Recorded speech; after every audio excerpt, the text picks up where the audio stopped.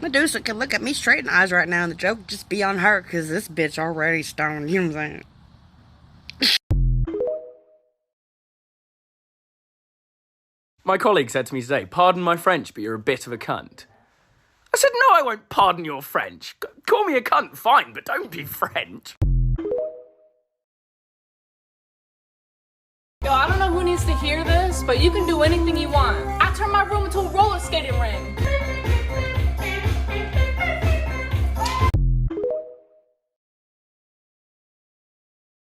Where are we going to find a firebending teacher for Aang?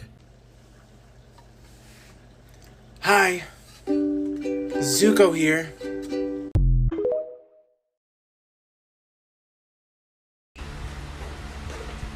What? You're always fucking looking at me, dude. Shut the fuck up because I always catch you staring.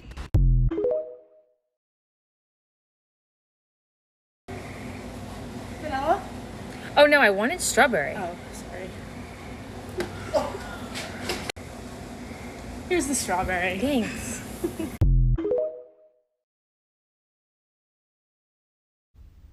I have so many things I want to see and do, but I'm sleepy and my tummy hurts, and my hair's sticking up kind of silly. Man.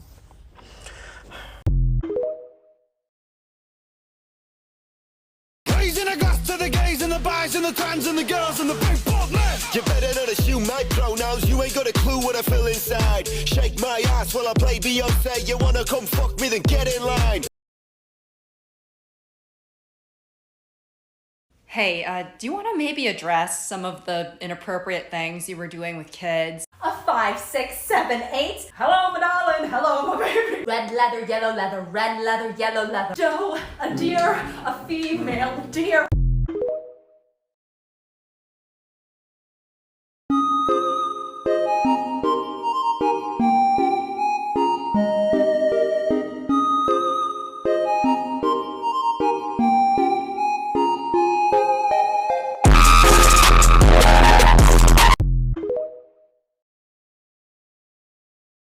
The breakdown of stuff we've done goes something like this. 40% swig and a miss, 20% beefed it, 15% whoops, 15% whoops parentheses murders, and 10% delivered most but not all of the mail. And look. What is better, to be born good or to overcome your evil nature through great effort? I'm going to fly for you.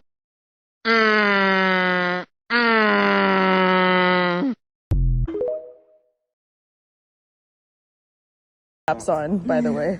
The cap is on. Hello? The cap is on? I don't know what that means. Like, there's no wine that's gonna come up because the top is on. Oh my God. I don't know what that means, and I have it on Kim. We're just sitting here, two autistic guys, looking at a pile of bolts, wondering how much fun it would be to sort them. Dude, you give us a ball and a couple Tupperware containers, oh my God. Let the TISM run wild. Oh, the TISM would be so involved. If you want to start using more gender-neutral language in your vocabulary, but don't know where to start, here's one easy example. Instead of using the words landladies or landlords, you can just refer to them all as parasites or crooks. That way, you include all genders. Hey, what'd it do? Come outside, I'm outside. Is this about the student loans? Yes. Oh, see what it happened. No, that is exactly what it's about. The Supreme Court ain't got nothing to do with it. You were supposed to fix this, Joseph. I can put something on it. No, the 10,000 or 20,000 was putting something on it, and that wasn't even enough. Look, you got to make it enough. I said I'm trying. Sorry. See, you're breaking up. This motherfucker.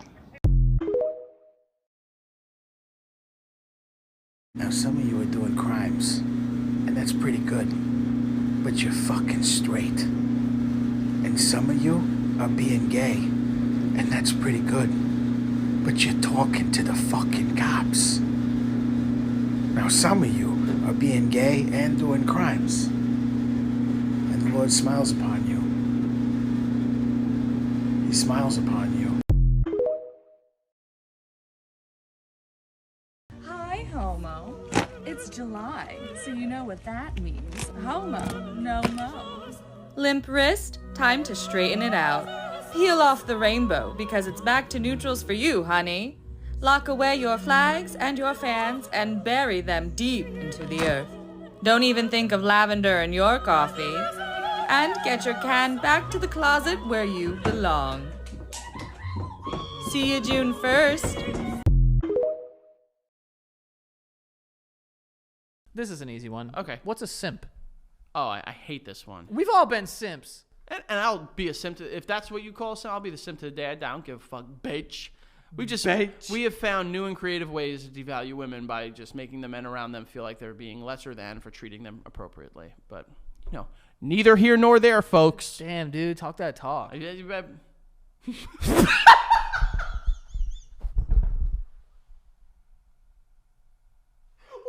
just came out?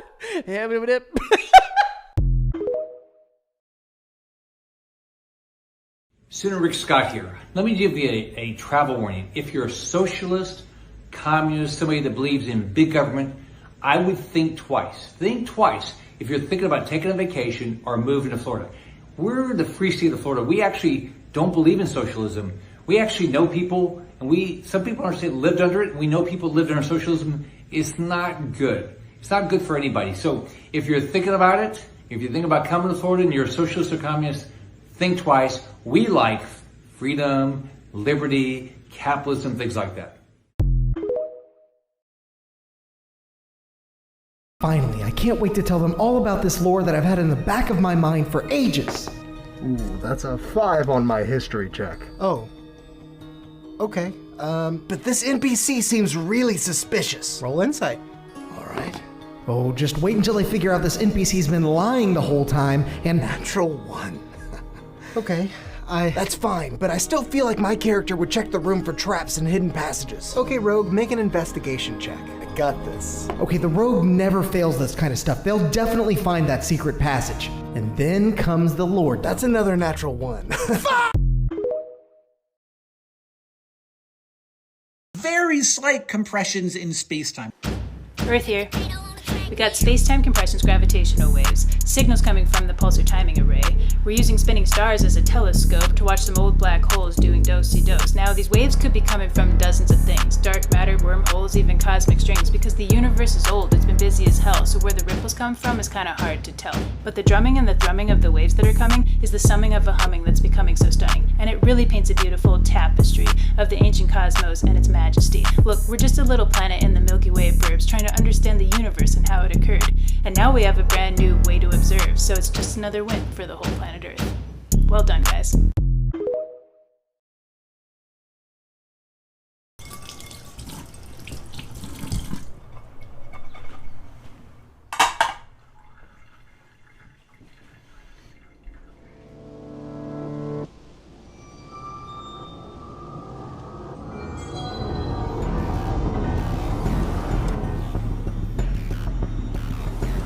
Witness the blood moon's rise. When its red glow shines upon the land, the aimless spirits of slain monsters return to flesh, just as they did in a war long past. The world is threatened once again.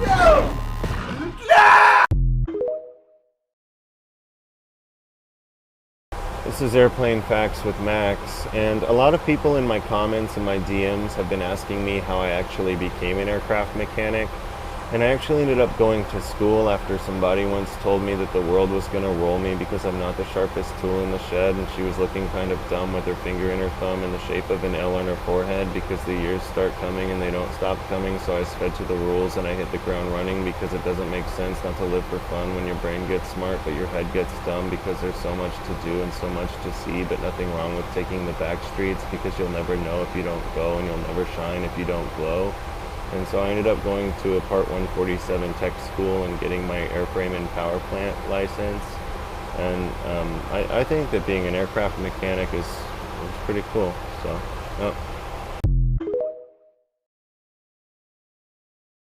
I'm going to say something controversial, but it's probably the most patriotic thing I'm ever going to say. I believe our government acts the way that they act because we're not beating their ass. Listen, the forefathers were in that bitch throwing bows, were they not? They were getting drunk, kicking ass every time they got into a disagreement. We get into disagreements with Congress. We want a protest. We want a rap battle. Nah, if you got 15 hours to debate something, you got 2 minutes to put on the calendar to come outside and catch this fucking fade. Want to pass a law on my body? Beat my body, bitch. Knock the dust off my shoulder if you're bad. I have the First Amendment to say I want to fight, and I got the second one to bear arms, and I'm talking about appendages. I'm not talking about Smith & Wesson. Let's do it the old-fashioned way. If you can't scrap battle and dust it out with me, ho, then you can't pass a law. I think that's the best way to do it. I feel like citizens need to have laws that we can enforce over them. One, I think we should be able to see their bank statements. You shouldn't be able to buy a cheeseburger or a dirty video on HBO After Dark without me knowing about it. And I also think if you want to do something crazy, you got to beat my ass first.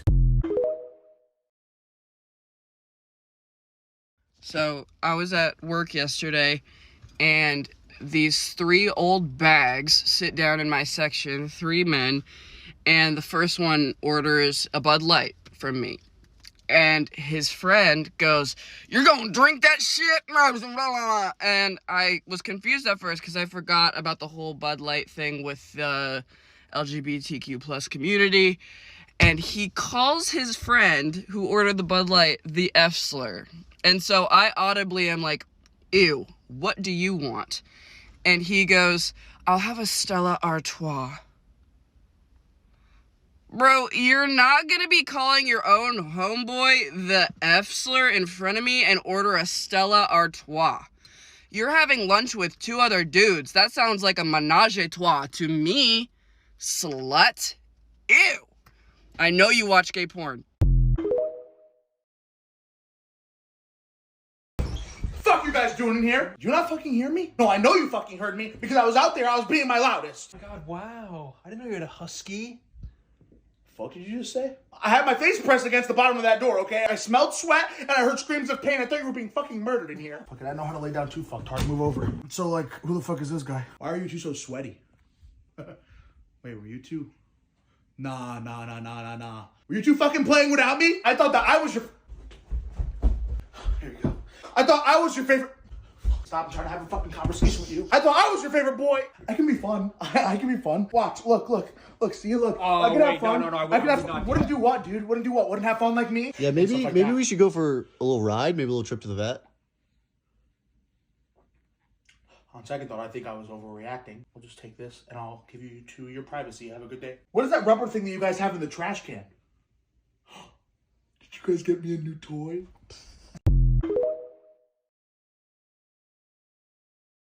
Hey guys, I just wanted to pop in real quick, do a little 411 check-in with you guys. I just got back from my trip outside of the walls of Ba Sing Se. It was paid for by the Dai Li. There's been like a lot of rumors and misconceptions that there's a war outside of Ba Sing Se, but as we know, there is no war in Ba Sing Se. And you know, I'm a researcher. You know, I love to read, you know, Washington's library. Mama, I'm an owl who you know, they were so kind and accommodating. So like when we first left for the trip, they took us down into like this cavern and then had these like spinning lights around us in the dark and just repeated things. I don't really remember what happened after that. It was like a big surprise trip, you know? Met some firebenders. They were super sweet. Met this girl, I think her name was like Azula. She was so fierce. They took us to the Boiling Rock, which like is a really high-end luxury place, I think. The airbenders are chillin'. I like don't know what you guys are talking about. Anyways, like and follow for more. If you have any questions, drop them down below.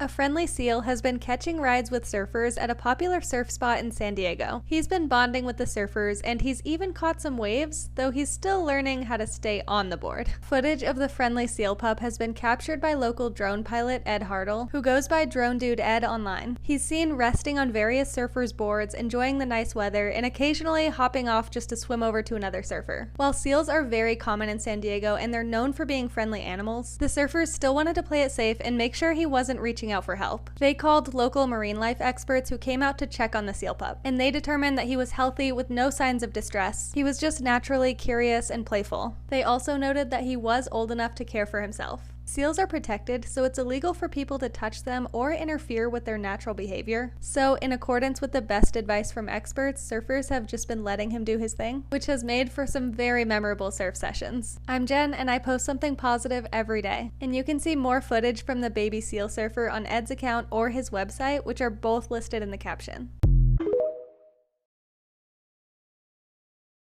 I don't want to live forever. Stop spending millions of dollars to reverse aging. We get that you're having a great time, but we're all really struggling. Please, please, please just make healthcare more affordable. Inject yourself with young people's blood as much as you want, but do not lengthen my lifespan. I love my life, but I'm hemorrhaging money just to stay alive and well. This is all just a thin-veiled attempt to get more labor out of us. Dying is my one true shot at retirement. I don't want to work till I'm 105. I don't want to watch the world turn strange and unrecognizable.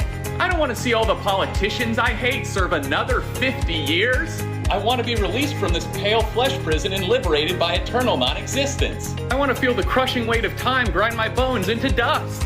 I want the sweet release of death to take me away from subscriptions, taxes, and healthcare costs. I want to return to the cosmos unburdened by KPIs, compliance training, and quarterly reviews. Death is my only defense from the crushing weight of unchecked capitalism. Well, back to creating value for shareholders. People seem to think I'm into nature, but I'm not really. Is a fish into the ocean, like its own environment, is a weekend hobby?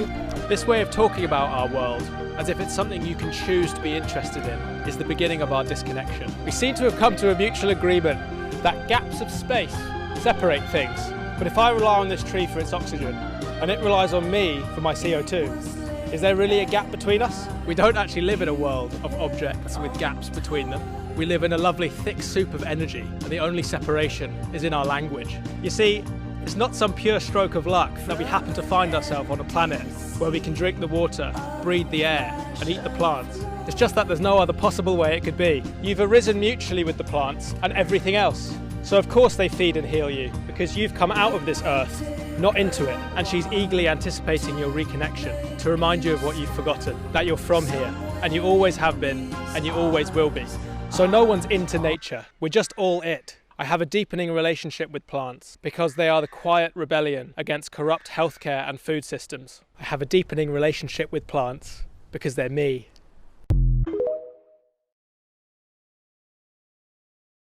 Oh, do you mind texting my girlfriend for me? I just don't want to text and drive you. Yeah, smart. What do you want me to say? Just tell her, just hit the road with Kyle, and I'll let you know when we get closer. Cool. Ooh, she responded. Says, don't bother, I'm sick of your shit, we're done. Yeah, of course she said that. Go ahead and text her. You're just lashing out because you found out you were infertile. Oh my god, dude. I really don't think I should be a part of this. No, I don't mind at all, please. She said, that's just what I told you. It felt nicer than saying I'd rather fucking drown myself than start a family with you. Holy shit, man. I really don't feel comfortable. No, you're doing great. You're doing great. She's just busting my chops. Go ahead and text back. Well, your mother was an abusive drunk, and you will be too. It's just our little banter we do. Okay. She says, whatever, Mark. Have fun fucking Kyle this weekend. You've told me how many times you've thought about it?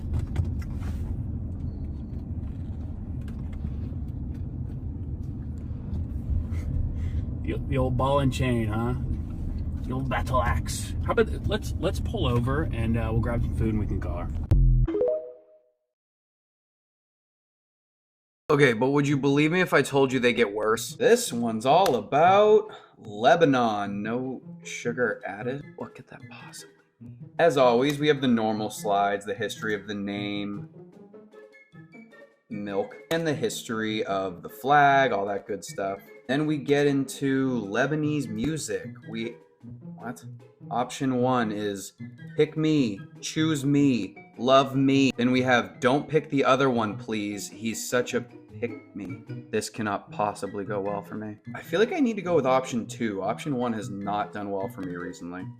Wash your bum bum every single day. Wash your bum bum, wash the dirt away. Now the bum bum's squeaky clean, but there's no time. Oh, I don't even know what I just watched. Okay, let's get on with it. Oh my god. Okay, quick sponsor break from Fat Turkey. All right, let's see. Oh, hello, sir. Fat Turkeys. Then we have the last slide. She really loves ending on 18 slides, so let's see. Giraffe bread? What? I don't even...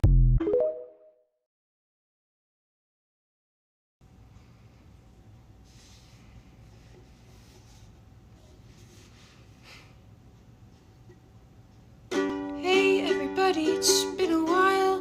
I've been gone. Have you noticed I was gone? I wasn't here, I was gone, I wasn't online. I didn't know you couldn't do that to a dog. I have black friends, I promise. And how can you blame me for that? I was only 28. I forgot that cocaine was illegal. I thought it was chill now. All I knew is that we were going to an island. I didn't know it was his island. Matty Healy's not that bad. I think he's sexy for an older man. I admit I regret going on Joe Rogan. Apparently you're guilty until proven more guilty. Everybody makes mistakes. J.K. Rowling made mistakes. She's just a human. Everybody makes mistakes. Harvey Weinstein made mistakes. He's just a human. I'm not a predator. I'm just an awkward taco. But literally, what do I know? Hey, Mr. Beast just released some new videos. He's curing blindness and giving shoes to kids in Africa. Isn't he amazing? Oh shit, yeah, no, that's real cool. Real wholesome. Something about that guy though, I don't know. What do you mean? I don't know. Some of his content just rubs me the wrong way. You know, I thought we were done with the whole good deed with the camera thing, but you know, I get it. Net positive. It's just not for me. Among other things. Like what? Interactions with Musk, his political views, his stands. Enough for me to block anyone on Twitter. But like I said, whatever floats anyone's boat, you know? It's just not for me. Oh, shit. I gotta check the breaker box. Where'd you go? Why not? He helps so many people. I never said he didn't. Something about it just feels very dystopian. People who meet him don't really like him. Who cares? Why do you care? I don't think you should go anywhere until you say something nice about him. There's not a person on earth with better intentions. Since when do very rich white dudes ever have good intentions? There should be laws against saying the shit you just said. No, please! And that's when Mare turns to me and she goes, "Healthcare? I hardly know her." Now I've heard some of you are not having a very good time at this party. You're claiming that your basic needs are not being met? Well, if you don't like it, leave. Take me with you. One thing I find really interesting about my friendship with Mare is that we never go for the same kind of person. She likes some old, and I like women. She claims that she does too, but 46 consecutive boyfriends later, I'm starting to have my doubts. Speaking of boyfriends, he is here tonight. Can someone give him a little, just like shake him a little? Can someone shake him a little, make sure? Hey, Joe! Okay, we just wanted to make sure you were still with us. I just wanted to say that you two deserve each other. And I don't deserve either of you. But here we are. But seriously, America, you are one of the countries in the world. I thought instead of happy birthday this year, I would sing you a song that I feel is more fitting. Hit it.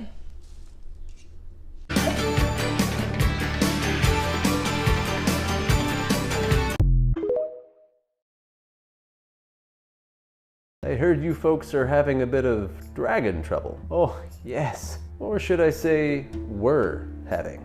Really? You rescued our dragon? What? She is the most beloved member of our village. The dragon? The giant dragon in the cave at the top of the mountain? She has the kindest soul, but she hasn't left her cave for weeks. We think she may be depressed. Guess that's why she didn't put up much of a fight. To get up when I visited her. You see, she recently lost her son. Oh no. To a dragon slayer. Oh, gods, is there anything worse? But all of our children sort of see her as a second mother. They love to frolic with her in the meadows and take shade under her wing and suckle from her teats. I'm sorry? Yes, they frolic in the meadow. I think we both know what thing I was most confused about. Oh, her teats? Yes, she has delightful teats. Please stop saying teats. Everyone loves to suckle. Stop it. And her milk has so many uses. Cooking, medicine, we even brew our beer with it. Why would... So will she be coming into town today? I will go ask her, and then throw up forever. Oh, thank you, adventurer! So did he slay the dragon for us? Yep. Did he ask for payment? Nope. God, you are good. Yep. Did you know there's a very specific reason why the story of Helen Keller always seems to end right when she learns how to communicate? She didn't like die immediately after she learned how to talk. She lived a very full life. She graduated with a Bachelor of Arts, becoming the first blind and deaf person to do so. And she used to give political speeches. She even learned how to enjoy music by feeling the vibrations on a table later in life. But it's like, every time you hear her story in school, it just ends like, yeah, and then she could communicate. And you're like, okay, well, what were her thoughts and opinions? Yeah, don't worry about that. Don't ask that question. Helen Keller was an active suffragette and a hardcore socialist. And when that came out, a bunch of the newspapers that had previously called her the most wonderful of girls when she was able to graduate college were like, I mean, how smart could she be though? She is disabled. To which, of course, Helen Keller called some absolute bullshit. The editor of the Brooklyn Eagle once said that her mistakes sprung from the manifest limitations of her development. And Helen Keller was like, yeah, he was so nice to me before that it made me blush, but now that I've come out for socialism, he reminds the public that I am deaf and blind and especially liable to error. So that's why when you hear the story of Helen Keller, it tends to end when she's a sweet little girl with no thoughts or opinions of her own, who can communicate, but, you know, doesn't want to talk to you about socialism just yet. Hey, what's up, guys? Hey, good to see you. Oh, you brought wine, nice. Yeah, love this stuff. You bring anything? Yeah, I brought a serum of my own design. Oh, a serum? Yeah, it's really great, actually. One sip of this and your mind is filled with incredible facts about World War II. Why would you bring that to a baby shower? Because I just get really anxious at parties, so it's just nice to have something interesting to talk about with people. Yeah, you didn't design that serum, so let's go to the party. But... Well, no, I did design the serum. Actually, I spent all night deriving the serum. Shut up. I've designed dozens of serums. You don't exactly have the brain for it, man. I don't know. If anything, my serum works a little bit too well. What do you mean? Basically, it fills your mind with horrible, awful flashbacks from D-Day. Yeah, that sounds like an amateur serum. Really, if this was an amateur serum, how come I can chug so much of it? Yeah, you're not supposed to chug serum. Oh my god! Oh fuck! They killed Henry! They blew his brains into my mouth and nose and eyes! Oh! No, I'm not going inside with him. Dude, your serum's a joke. Okay, actually, no. My serum is not a joke. Give me a gun! Give me a fucking gun! And I bet actually your first serum had a lot of issues. No. I'm gonna fucking kill him! No. Do not talk about my first serum. Yeah, man, seriously, do not talk about his first serum. Why not? What's the big deal? Hey, guys. Are you just standing out here? Oh my god! Oh! He shot me in the leg! Oh my god, are you okay? He's fine. He drank an amateur serum. It's not an amateur serum! Hi, my name is Emily. I'm a history teacher. My favorite empire of all time is Tawantinsuyu, or the Inca Empire. Like, it's my goal to get everyone to love learning, but it's also specifically my goal to get everyone to love the Inca. And man, ask and you shall receive. Real quick before we start, the language that they speak within the Incan Empire is Quechua, and they called themselves Tawantinsuyu, which is why I keep using that. The Quechua word, Inca, means elite. So when the Spanish came over, they were like, hey, who are we talking to? And the Quechua people were like, hey, you're talking to the Inca, because they were talking to the elite people. And the Spanish were like, you're the Inca. Anyway, at its height, historians estimate that it's somewhere between 6 million and 14 million people. Most people estimate around 12 million. And they got by without a currency. But Emily, the two things that are true in life are death and taxes, so how did they get by without a currency? Through something called the Mita system. Rather than pay taxes for the government, because there was no currency within the Inca Empire, they paid the government through labor. Within 1 year, people spent 90 days serving the gods through building or working on temple complexes, 90 days serving the elite class through working or maintaining palaces, and 90 days serving the people through building or maintaining infrastructure. Like building terraces, or roads, or bridges. So 9 months of the year, you are serving your empire in some way. Think of it like an 8 to 5 job kind of deal for 9 months. And then for 3 months, you're hanging out. It's kind of like my job as a teacher, weirdly enough. They have a little summer break. Now, this goes like very against our individualistic US culture, and I'm curious to know your thoughts. This is day 14 of my series of making a batch of pasta dough, but the egg yolks double every time. I bet you're wondering, at what point will there not be enough eggs in the world for him to do this? And I've been wondering the same thing, so I've done a couple calculations to see at what day will doing this be physically impossible. First, we gotta see how many chickens. Apparently is like 25 billion. But not all of those chickens are gonna lay eggs, so we need to see how many hens there are in the world. Apparently that's 33 billion? Alright, so let's just say 50 billion egg-laying chickens. Which will give us a very conservative 50 billion eggs a day that we can use. And eggs can last for up to 4 to 5 weeks after they are packed. Let's be very generous and use 5 weeks, so we can say that you can use any egg that has been hatched within the last 5 weeks. 5 weeks gives us 35 days, and with 50 billion eggs a day, we're gonna have at most 1.75 trillion eggs that we can use on any given day. Now this part's pretty simple. He's on day 14, which technically should be 8,192 eggs. If he chooses to double from here, we will hit 2 trillion eggs on day 42, which means the last possible day he can do this challenge with the amount of eggs we have in the world will be day 41 at a little over 1 trillion eggs. And even if he chooses to double from 10,000,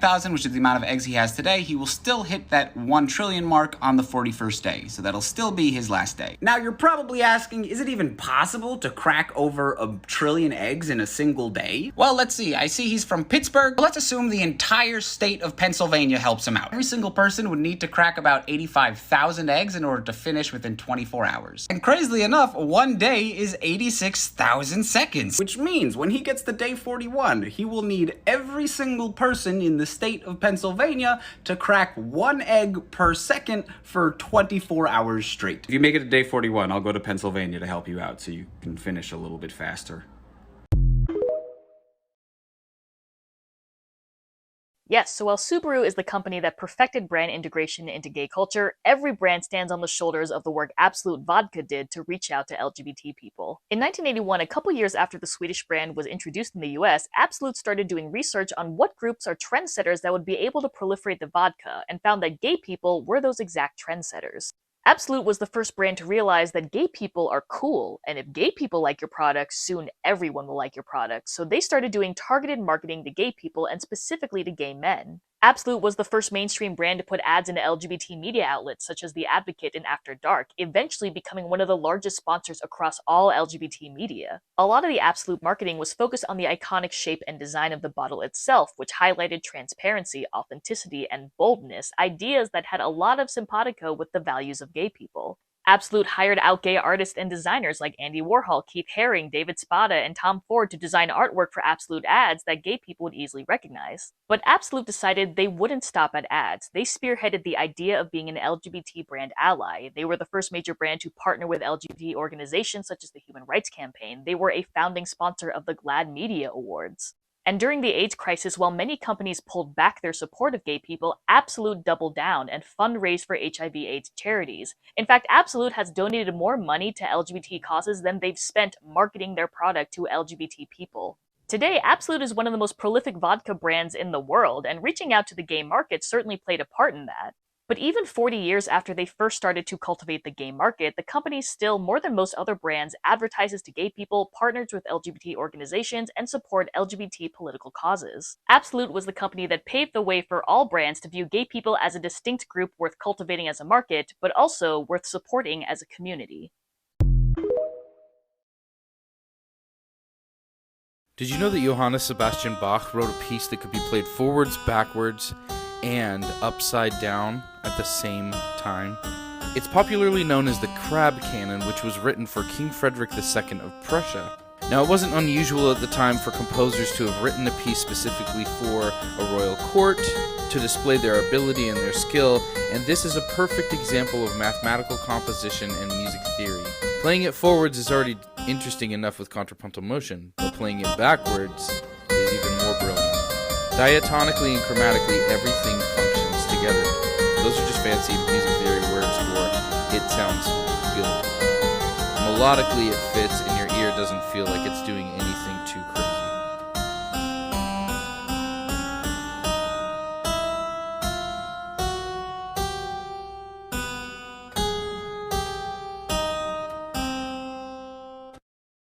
Now we're going to watch it being played backwards and forwards at the same time. Notice how all the notes fit together and it doesn't sound like anything is too dissonant or sounding too harsh.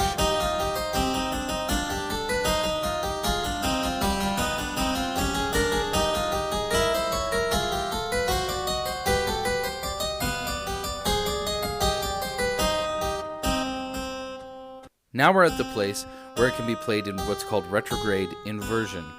A retrograde inversion just means that it's turned upside down and played backwards at the same time. The brilliance of this piece is that it can be played backwards and forwards and upside down and right side up at the same time while all sounding like it chromatically fits.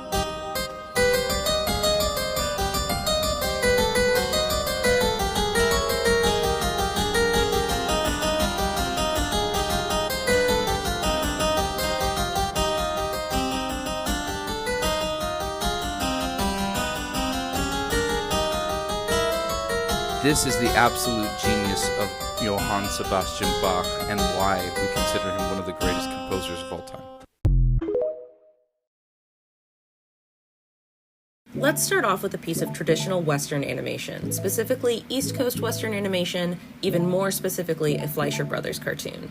What I want you to notice in this clip is the focus on character to communicate emotions, the consistent high density of motion, and the relatively even speed of the motion throughout the clip. In this style of animation, virtually all of the storytelling is done with the motion of the characters, and for that reason, a high priority is placed on exaggerating that motion and making sure that a lot of motion is always happening. Even when the clip employs limited animation techniques by looping clips, there's still a lot of motion, and the frame rate of the animation remains fairly even. Additionally, there isn't really any movement of the camera to speak of, and the shots are predominantly centrally framed on the characters. As a side note, Max Fleischer is the inventor of rotoscoping, a technique in which live-action footage is traced to create more realistic motion. It is widely used across all types of animation, and is still used in the modern era. Also, just on a personal note, my dad had a bunch of Max Fleischer cartoons and Looney Tunes on Laserdisc when I was a kid, and it's actually the style that sparked my love of animation. You can see a stark difference in approach in clips from the first episode of Dororo, directed by Osamu Dezaki.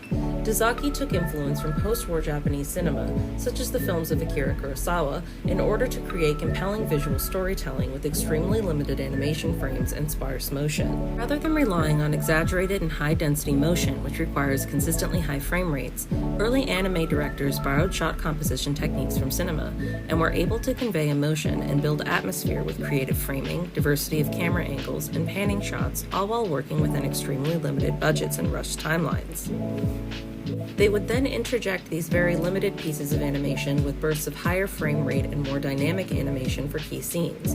While these techniques were derided by Western critics at the time, they formed the foundations of the anime medium as we know it today. Of course, traditional Western animation, particularly West Coast Disney animation, also took influences from cinema. However, where anime took influence from Japanese films and French New Wave, traditional Western animation understandably took influences from Old Hollywood. Even when incorporating cinematic influence, however, Western animation still has the same focus on characters, the primary means of storytelling, that we saw in the first clip, and we can see the same kind of exaggerations of movement and relatively consistent and high frame rates. I'll compare some more contemporary works in part 2.